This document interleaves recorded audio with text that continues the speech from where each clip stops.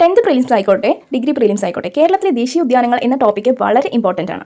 വന്യജീവി സങ്കേതങ്ങളുടെയും അവയുടെ ആവാസ വ്യവസ്ഥകളുടെയും സംരക്ഷണ സങ്കേതമാണ് ദേശീയ ഉദ്യാനങ്ങൾ എന്ന് പറയുന്നത്. കേരളത്തിലെ ദേശീയോദ്യാനങ്ങളുടെ എണ്ണം 6 ആണ്. എന്നാൽ PSC ഉത്തരപ്രകാരം 5 എന്നാണ്. ഏറ്റവും കൂടുതൽ ദേശീയോദ്യാനങ്ങളുള്ളത് ജില്ല ഇടുക്കിയാണ്. കേരളത്തിൽ ആദ്യം രൂപം കൊണ്ടതും ഏറ്റവും വലുതുമായ ദേശീയോദ്യാനമാണ് ഇരവികുളം ദേശീയോദ്യാനം. ദേവികുളം താലൂക്കിലാണ് ഇത് സ്ഥിതി ചെയ്യുന്നത്. ഇടുക്കി ജില്ലയിലെ ദേവികുളം താലൂക്കിൽ. ആനമുടി സ്ഥിതി ചെയ്യുന്നത് ഇരവികുളത്താണ്.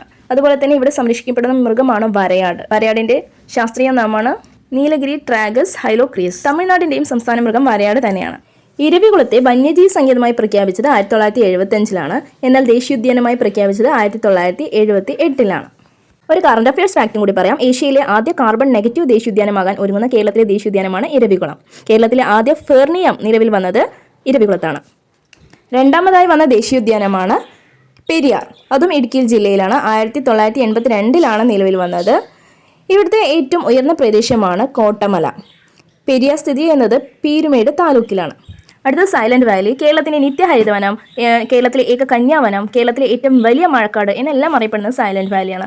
സ്ഥിതി ചെയ്യുന്ന ജില്ല പാലക്കാട് ജില്ലയിലാണ്, മണ്ണാർക്കാട് താലൂക്കിൽ. ഇനി വംശനാശ ഭീഷണി നേരിടുന്ന സിംഹവാലൻ കുരങ്ങൾ കാണപ്പെടുന്നത് ഈ ദേശീയോദ്യാനത്തിലാണ്. സിംഹവാലൻ കുരങ്ങിൻ്റെ ശാസ്ത്രീയ നാമമാണ് മക്കാക്ക സിലനസ്. ഇനി ഈ സിംഹവാലൻ കുരങ്ങ് ഇവിടെ കാണാൻ കാരണം വെടിപ്ലാവുകളുടെ സാന്നിധ്യമാണ്. വെടിപ്ലാവുകളുടെ ശാസ്ത്രീയ നാമമാണ് കുല്ലിനിയ എക്സാറിലാറ്റ. ഈ സൈലന്റ് വാലി ദേശീയോദ്യാനമായി പ്രഖ്യാപിച്ചത് 1984-ൽ ഇന്ദിരാഗാന്ധിയും ഇത് ഉദ്ഘാടനം ചെയ്തത് 1985-ൽ രാജീവ് ഗാന്ധിയുമാണ്. സൈലന്റ് വാലി എന്ന പേരിന് കാരണം ചീവീടുകൾ ഇല്ലാത്തത് കൊണ്ടാണ്. സൈലന്റ് വാലി എന്ന പേര് നിർദ്ദേശിച്ചത് റോബർട്ട് റൈറ്റ് ആണ്.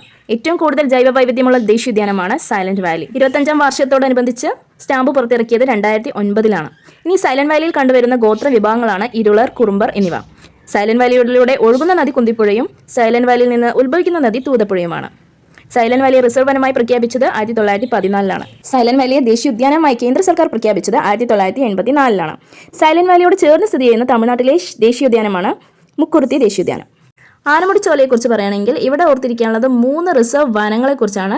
ഇടവര ചോല റിസർവ് വനം, പുല്ലാടി ചോല റിസർവ് വനം, മന്നവൻ ചോല റിസർവ്.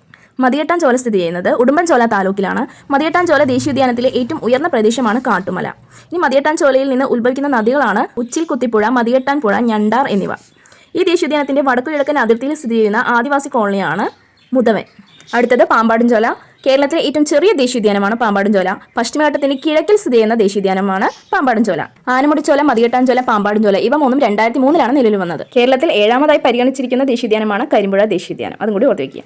വീഡിയോ ഉപകാരപ്പെട്ടാൽ ലൈക്ക് ചെയ്യുക. ആദ്യമായി കാണുന്നവരാണെങ്കിൽ ചാനൽ ഒന്ന് സബ്സ്ക്രൈബ് ചെയ്യുക. താങ്ക്